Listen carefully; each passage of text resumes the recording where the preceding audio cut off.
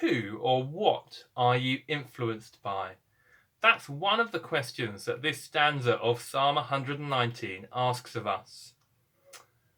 Catherine and I recently watched the BBC's fascinating documentary about the Murdoch family and the powerful political influence that Rupert Murdoch's media empire has had over the past 30 years. It would be fair to say that his media outlets are not impartial. But then neither, of course, is the BBC. It had its own story to tell in making that documentary. And if we turn from the traditional media to social, well, things are no better there. So often our Facebook feeds are echo chambers just reinforcing what we already think.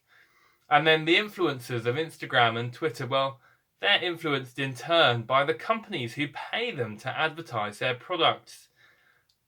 I could go on, but you get the point. Wittingly or unwittingly, we are influenced wherever we turn. And so these verses ask us, who or what are you influenced by?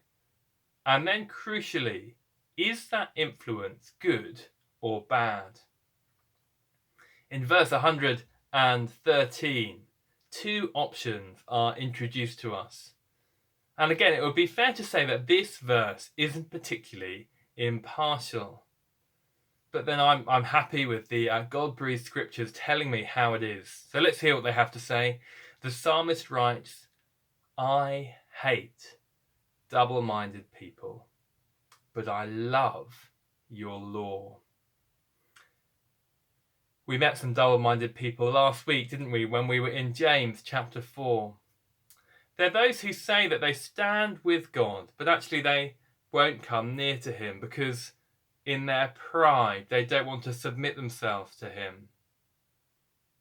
In our day and age, maybe it's those who claim the moral high ground while rejecting the Bible's moral authority. And these double-minded people, they're a danger to themselves, as we'll see later on in the stanza, but they're also a danger to those of us who love God's law.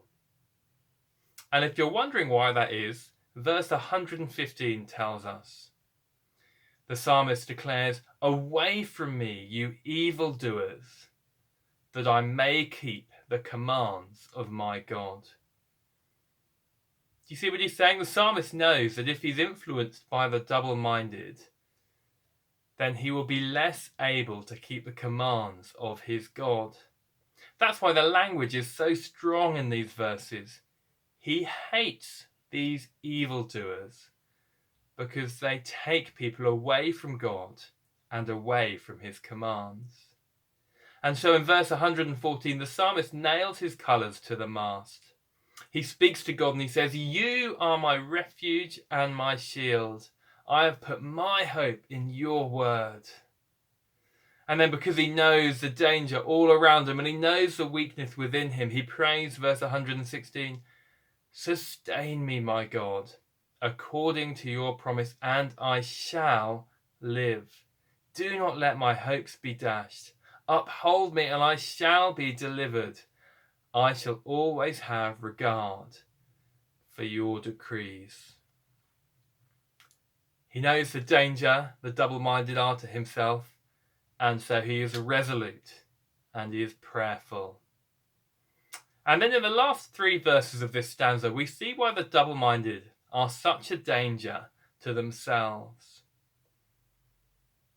Because God will reject those who reject him and his laws. Verse 118, you reject all who stray from your decrees, for their delusions come to nothing. In our day, the double-minded may seem like somebody's people of influence, but one day God will discard them as deluded nobodies. Verse 119, all the wicked of the earth you discard like dross.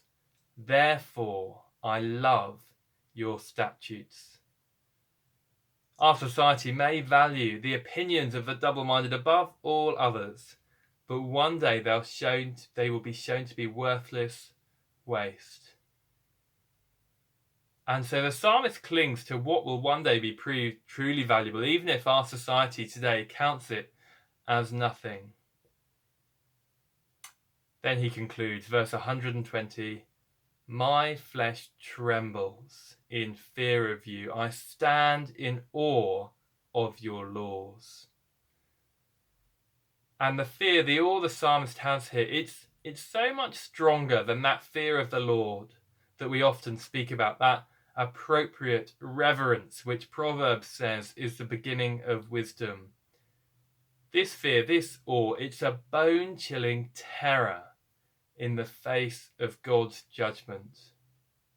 It's like we came up against in our time in Revelation as we looked forward to that day when, yes, God would make all things right, but that would happen by judging all that is wrong.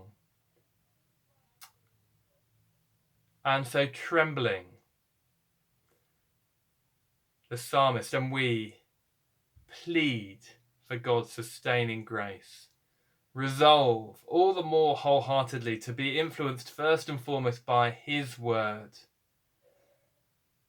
And then, although these verses don't go there in particular, we're also to hold out the hope of the gospel to those who are currently double-minded doers of evil, who have no idea where their actions are taking them. This stanza of Psalm 119 asks, who or what are you influenced by? Is that influence good or bad?